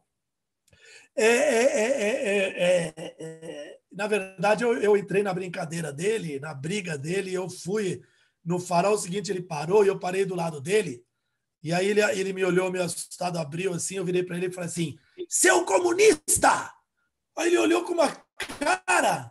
Falei, fica andando de carro, seu comunista. Aí não sabia mais o que responder. Eu falei, já que é nonsense, vamos levar o nonsense ao nível mais extremo. Mas é um país em que se andar de bicicleta virou um ato revolucionário. Pelo amor de Deus, gente. Então a Holanda é uma China revolucionária, né? Todo mundo anda de bicicleta. A gente começou a ter uma mudança dos paradigmas que é inaceitável. A Frida me pediu para falar das cooperativas do Uruguai. No Uruguai, você tem uma experiência fenomenal de autoconstrução por cooperativas que fazem autogestão, né? E que são cooperativas, são proprietárias dos terrenos em que elas constroem as casas pelo resto da vida, e as pessoas que moram lá, se quiserem sair, deixam a casa para outra pessoa ocupar e só vendem, na verdade, uma participação, não são proprietárias. E com esse modelo, eles conseguiram baratear o custo da terra e fazer um modelo habitacional, claro que num país que tem 1/4 da população só da cidade de São Paulo, né? Mas, 1/3, vai. Mas é bom lembrar que essas cooperativas lá funcionam em parceria total e absoluta com o Estado.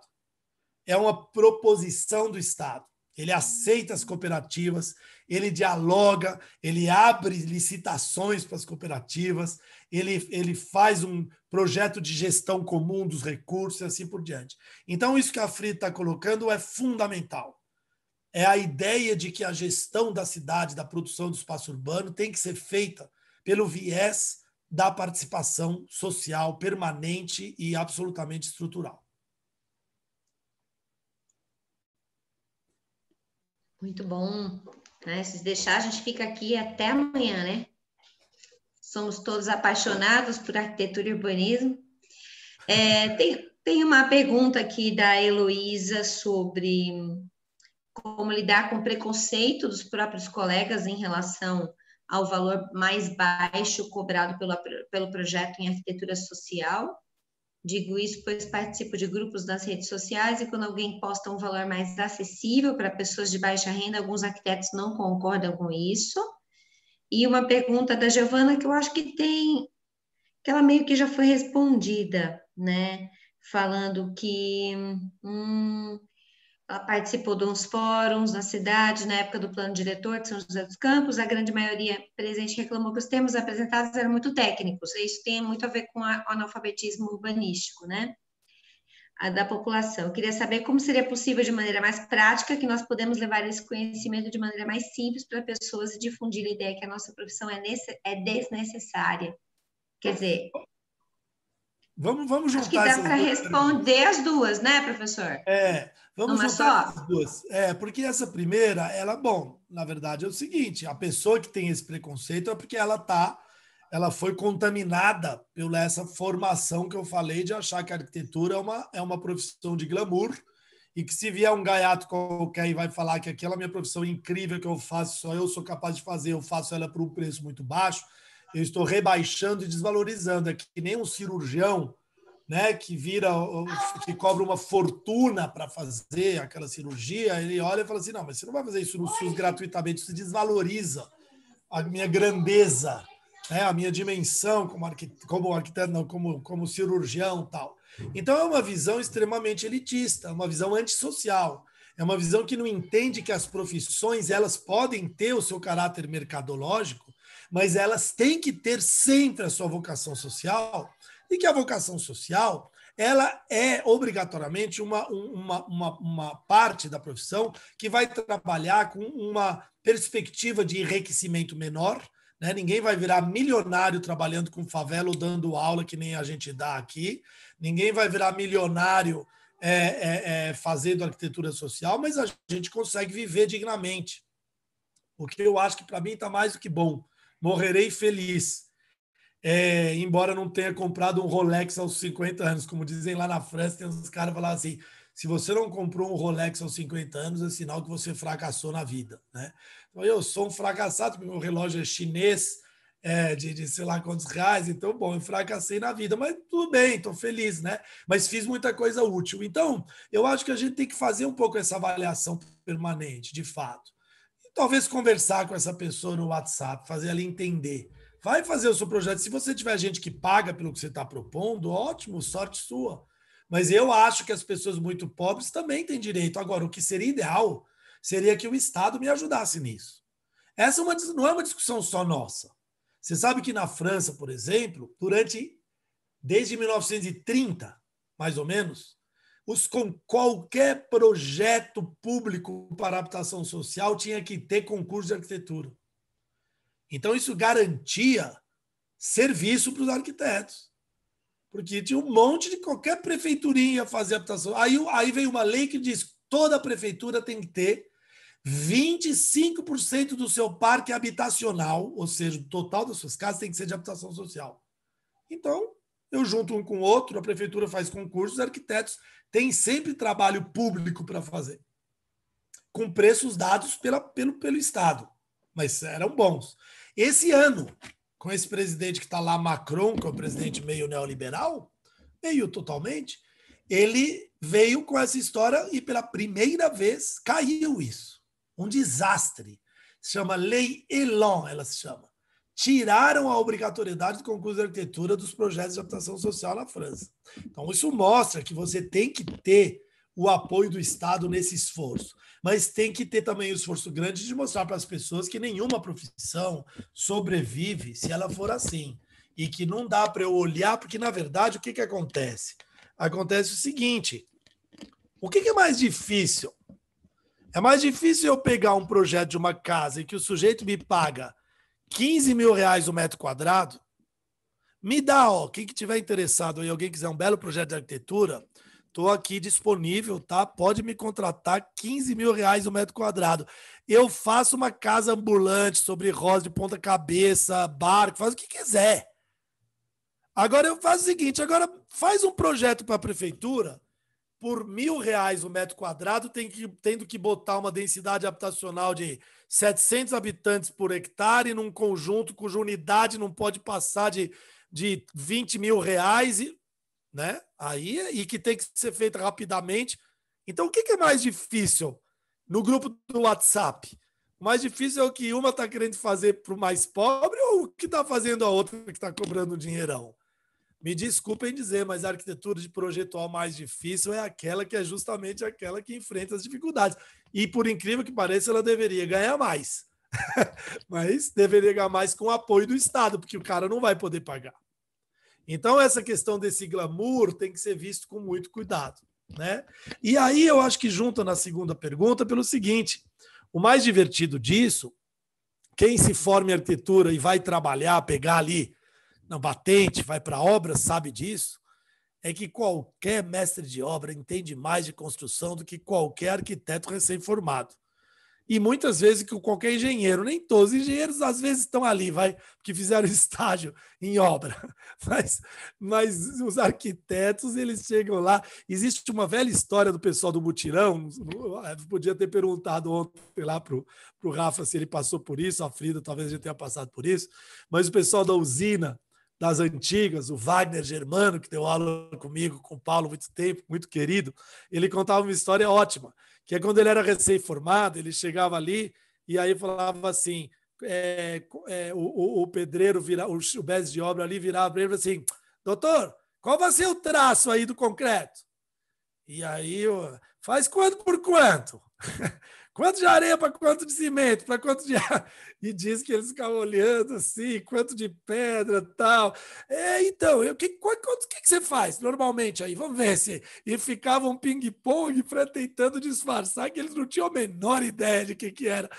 Então, na verdade, muitas vezes o pedreiro sabe mesmo. E na verdade, ele sabe tanto que se vocês pegarem uma foto das periferias das grandes cidades brasileiras, vocês vão ver que a gente não tem milhares de mortos por desabamento por ano, porque eles sabem muito. E eles constroem situações que você olha e fala, como é que isso não caiu? Mas não cai. Cai algumas, infelizmente. Mas não cai no nível que a aparência deveria fazer supor que deveria cair. Né? Então, por quê? Porque eles sabem muito. Né? Agora, aí a pergunta da Giovana é importante por uma outra questão. É que muitas vezes esse analfabetismo ele é alimentado. Ele é alimentado para promover, não, quando eu sou do Estado, para promover não participação, mas aquilo que eu chamo de participativismo. Que é fazer o quê? Eu chego lá e faço umas audiências públicas com plano diretor, em que eu falo rapidinho para a população de um bairro de periferia que tem uma formação muito simples, e eu falo assim... tem um filme maravilhoso da Paulinha Constante, que acho que é do ano da Frida, não é? Mais ou menos, que fala do Capacetes Coloridos, recomendo ver. Mas você tem o cara chega lá num bairro muito simples e ele faz uma audiência pública, depois ele vai para o Ministério Público e fala, não, nós fizemos audiência pública. E a audiência pública é assim, ele joga lá um monte de slide em que ele fala, aqui nós teremos uma outorga onerosa de um coeficiente de 1:1, que vai então permitir uma taxa do sei que mais, e que nós teremos o direito de preempção, que vai ser aplicado de tal forma. O pessoal fica olhando, termina, muito obrigado, perguntas, ninguém faz pergunta nenhuma, ninguém entendeu nada, e eles vão embora, eles fizeram a participação. Então esse analfabetismo, ele é útil às vezes. Né? Ele é útil, ele às vezes é alimentado pelo poder público, porque ele é uma arma para eu poder fingir que faço participação. Muito bom! Nossa, dá vontade de ficar aqui até amanhã, né? Conversando. Eu acho que não temos mais nenhuma pergunta, né? Todas as perguntas foram respondidas. Vini, eu acho que dá tempo aí para mais uma. Dá. Que eu vou Vai lá, aqui. Fábio. Você quer fazer uma? Manda bala. Que você falasse um pouco a respeito do papel da instituição, das instituições de ensino. Diante desse desafio, como você mencionou aí, de estar dentro da ciência social aplicada, uma diversidade tão grande na formação de áreas de interesse, né, e a necessidade do estudante de ampliar o horizonte de conhecimento. Se você, tendo uma carga horária, por exemplo, de um curso de 3.800 horas, isso é um desafio, né, um trabalho hercúleo, né? E se você vê as atividades de extensão, por exemplo, uma possibilidade para a gente conseguir essa amplitude, né? E se você pode mencionar alguma experiência nesse sentido, para que a gente possa também, né, olhar para esse lado, para essa necessidade aí de uma maneira prática, que caminho, né, podemos seguir nesse sentido. Você diz uma experiência de quê? De ensino? De ensino ou de extensão, né? Extensão universitária. O pé que cortou, tá bem na hora da extensão, tá? Perfeito. Tá bom. Não, aí fez sentido, aqui deu uma falhazinha, tá ótimo, perfeito, de extensão. Ótimo. Eu acho que nós temos que ver, né? Claro que é um assunto um pouco delicado, né? Porque o campo do ensino universitário no Brasil, ele é extremamente diverso. Extremamente diverso. Né? E, na verdade, ele é muito heterogêneo. Muito heterogêneo. Por quê? Porque eu tenho, claramente, diferentes layers, né, na universidade, sendo que, evidentemente, que o layer da universidade pública tem talvez um envolvimento com a discussão social na formação dos seus alunos maior, não porque ela seja melhor ou pior, mas porque ela é pública. Né? E, ao ser pública, ela tem, na sua natureza, uma responsabilidade pública, porque ela é paga pelo contribuinte. Então, ela meio que tem uma obrigação moral e social de se voltar para uma preocupação maior na resolução dos problemas da sociedade, né? No outro extremo, você tem algumas universidades que são empresas com um enorme objetivo de lucratividade, né? E que vão ter, portanto, um ensino que vai ser subordinado a esse interesse de lucratividade e que, portanto, não vão se voltar tanto para discussões que não fazem parte daquilo que for o interesse dos seus clientes, que são seus alunos. Eu não estou dizendo que essas universidades, sei lá, Uninove, Unip, esses grandes grupos aí, que hoje em dia, ou esses grupos que eu nem sei o nome aí de universidades, eles vão deixar, eles fazem isso porque eles são malvados. Não. Eles fazem isso porque eles respondem a uma necessidade de lucro. Portanto, eles vão oferecer aquilo que os alunos demandam. E enquanto a arquitetura ela for uma profissão lida pelos jovens como uma profissão do glamour, da arquitetura autoral, da arquitetura de mercado, essas universidades vão focar a sua reflexão na formação muito eficaz de arquitetos com esse perfil. E não com arquitetos com perfil de quem vai lá estudar favela, porque estudar favela não vai dar dinheiro e não é para isso que o pessoal entrou na faculdade ou que a faculdade ofereceu como uma alternativa de ganho. Né? Ó, eu vou te formar arquiteto, né? Você vai falar assim, vem estudar medicina. Eu te ofereço você ser um dos maiores otorrinolaringologistas do Brasil, cobrando R$ 1.200 a consulta e R$ 20 mil por cirurgia. Eu vou correndo nessa universidade se a minha mente estiver voltada para isso. Agora chega outro e fala assim, não, venha para cá que eu vou te ensinar a ser um médico de família, batalhador, que vai lá no meio do complexo do Alemão atender as famílias que estão lá levando tiros. O cara falou, valeu. Né? Então, é claro que a universidade vai oferecer o primeiro. Então, as universidades que são completamente voltadas para isso, elas têm essa característica. Agora, você tem um meio termo de faculdades que são, por vários motivos, porque são fundações, porque são ligadas a religiões e, portanto, também fundações, né, são, como é que chama? Esqueci o nome que se dá. Confessionais. Confessionais, que, na verdade, tem uma organização que é uma organização de fundação sem fins lucrativos e que, portanto, já não vão se contaminar tanto por isso, porque, na verdade, mas ainda assim, elas dependem de ter muitos alunos. Então, pouco a pouco, eu acho que isso vai mudando por dois motivos.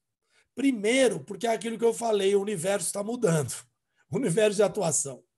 Então, cada vez mais alunos jovens que estão entrando estão falando assim, não, mas eu não quero uma universidade que me permita ser algo que eu sei que eu vou ter que matar 400 colegas para poder alcançar.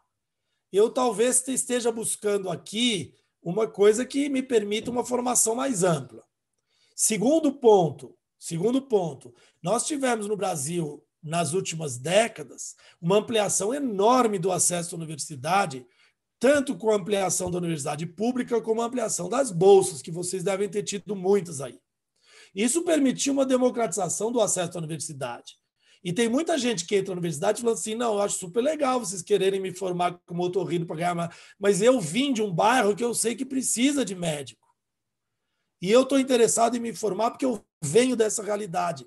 Então, o aporte que esse alunato trouxe para as universidades foi gigantesco. Gigantesco. Eu sei disso que a própria FAUSP, por exemplo, entrou no sistema SISU e democratizou o seu acesso para uma população, né, mais diversificada, em termos de cor, de faixa social e tudo mais. E mudou radicalmente o teor da reflexão, o teor daquilo que a gente... Né, lá que já era muito voltado para essa questão. Então, eu acho que isso, pouco a pouco, está mudando também. E, além do mais, porque eu vejo os jovens professores, para quem eu dou aula, os mais brilhantes, eu reencontro no Zoom aqui, como o caso da Frida. Né? Eu tenho amigos que estão aí coordenando curso, que foram meus ex-alunos, que eram super engajados. Então, eu acho que as escolas, elas também estão percebendo isso e estão contratando professores. Agora, é claro que as não confessionais, elas têm mais dificuldade em investir na formação do professor, tal coisa que as confessionais ou sem fins lucrativos, as fundações, conseguem fazer mais, né? Porque, na verdade, elas reinvestem na própria faculdade. Então, consegue ter curso de pós-graduação, que o Paulo aí participa de um curso que eu volta e meia estou aí presente, consegue fazer pesquisa, tal, que você vai nas que são muito, muito, muito, muito voltadas só a uma atividade comercial, elas não conseguem fazer isso. E aí, muitas vezes, eu tenho professores que estão lá, sou amigos professores, ou não, eu mesmo, né, passei por isso, já dei aula nas faculdades, em que você fica lá recebendo por hora aula um salário bem complicado para não ter uma perspectiva de crescimento intelectual. Porque o que faz o professor poder aceitar ganhar pouco é que ele, no fundo, ele tem esse grande vício de se satisfazer intelectualmente e saber que talvez a satisfação da plenitude intelectual ela valha mais do que muitos milhões. E é isso que nos move. Então, eu preciso ter uma instituição que me permita fazer isso. Né? Então, você vai para muitas universidades, hoje no Brasil, privadas, mas com essa vocação não de lucratividade, mas de ensino, que estão crescendo muito nesse aspecto. O crescimento da pós-graduação no Brasil é fenomenal nos últimos anos. Né? Então, eu acho que isso é muito importante. Isso é muito importante. Agora,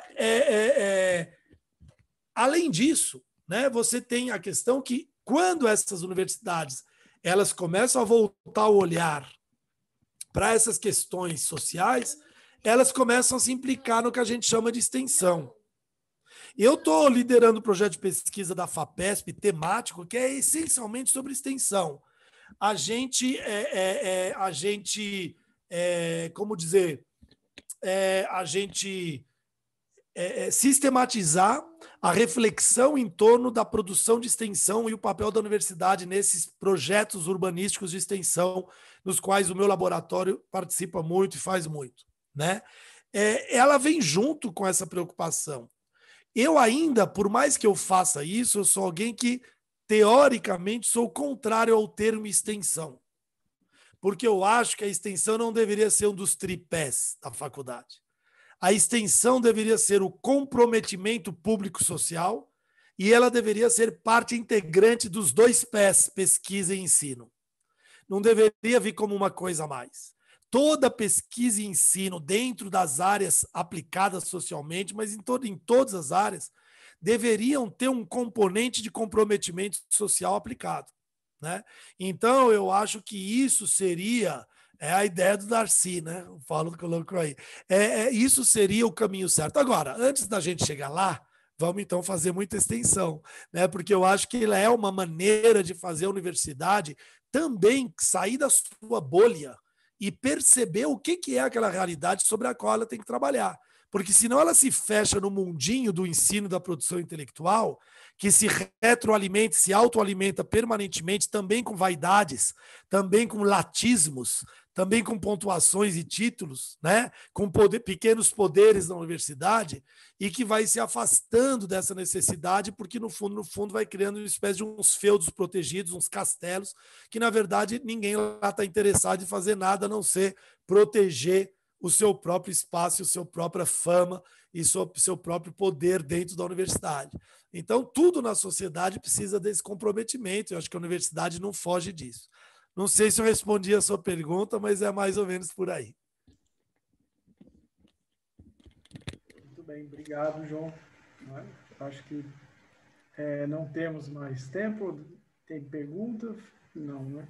Tem mais alguma pergunta? Eu acho que não. Estamos a 10 minutos do final, não é isso? Isso. Né? Então, queria agradecer, João, pela brilhante palestra hoje aqui. Né? Espero que seja a primeira de muitas na graduação, né? Eu sei que você já passou pela Univap aqui, na pós-graduação, mas temos muito para conversar ainda em outros assuntos no futuro. Certo? Obrigado mais uma vez. Professor Paulo Romano ainda não falou? Professor Paulo, por favor. Bom, quero agradecer a você, João, né? Porque sabemos que há muito tempo, né, temos disposição de tentar entender as coisas, né? E tentar encontrar caminhos e debater coisas que estão muito ligadas, né? No nosso caso, que é a produção da cidade, a condição da vida e a capacitação de pessoas para tentar atuar profissionalmente nisso que é a arquitetura e urbanismo, né? Lembro lá da nossa tentativa de criar o Núcleo de Habitação e Desenvolvimento Urbano lá na Universidade de Taubaté, com nossos amigos Joel, Celso, que falávamos em 1998, por que fazer isso? Porque isso lá falávamos, infelizmente os caminhos no geral não foram para isso, não lá, que era uma possibilidade que agora, como você disse, talvez está emergindo por necessidade de ser um campo profissional, que é o que eu chamo de clientela coletiva. O nosso caminho como profissão não será simples, né? O Rafael e o Wallace mostraram isso aqui ontem, e você também, falando do que estamos falando, no momento que estamos vivendo, mas talvez a perspectiva... E aí tem uma coisa que temos que fazer, não é? Nós, eu digo instituições, e nós, professores. Eu acho que a gente vai precisar de muitos jovens também, eu acho, atuando no ensino, com capacitação, evidentemente, porque a gente precisa capacitar pessoas para fazer coisas criativas para uma clientela coletiva. E talvez isso demandará necessariamente revisão de projetos pedagógicos, estrutura curriculares e dinâmicas que sejam talvez menos dentro de sala de aula e mais fora, na medida do possível. Então, assim, são muito instigantes todas essas reflexões, cara, e nós sabemos também o quanto nos é caro, também muitas vezes, defender essas posições, né? O quanto seremos tratados como pessoas que falam de ideologia, quando nós sabemos, né, a nossa mestre Hermínia sempre falava isso, que ideologia é o que está posto, que não mostra a cidade de verdade, não quem quer desvelá-la.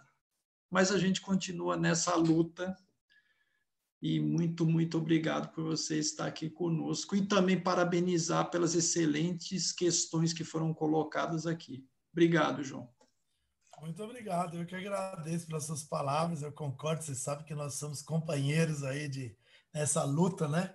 E eu digo verdadeiramente que um dos que me mostrou que o ensino podia ser um caminho para isso foi o Paulo, com certeza. Eu nunca tinha dado aula antes de chegar em Taubaté e ter um coordenador de curso, que era o Paulo, e que, né, me mostrou muito que a gente tinha ali um grande trabalho para fazer, né, como educadores. Então, eu te agradeço sempre por isso. Eu queria agradecer vocês pela recepção aí, pelos todos os alunos e alunos presentes aí, 104 eu vi agora há pouco, muito legal. E parabenizar pelas perguntas que realmente foram de altíssimo nível, muito boas, bem colocadas. Parabéns aí, fico feliz de ver que, então, essa semente está dando certo, que vocês estão aí botando minhoca boa na cabeça. Então, vamos em frente e estou aí à disposição. Quando vocês quiserem, será sempre um prazer. Muito obrigada, professor João. Foi muito bacana. Obrigado a vocês. Tchau, tchau a todos. Pessoal, parabéns pelas perguntas, obrigada pela participação. Beijo, Frida. Legal te rever. Manda um beijo para a Lorena. Beijo. E beijo para essa fofa que aparece aí no fundo. Fofíssima. Ela tá ouvindo. Linda, linda demais. Tá aqui dando tchau também.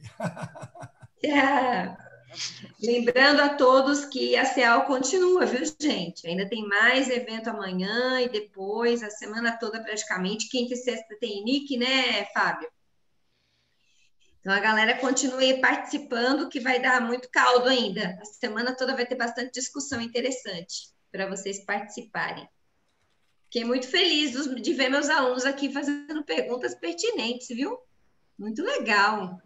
Vê que a gente tá no caminho certo, né, Frida? Orgulho dessa molecada, né? Não é, muito menina? Bom. Nossos aqui colegas. orgulhosona. Nossos colegas, bom, com certeza. Muito legal. Nível de pergunta e participação. Gente, obrigado, muito viu? Muito obrigada, João. João. Para dar atenção para a pequena. Tchau, tchau. Até mais. Obrigado. Valeu. Tchau.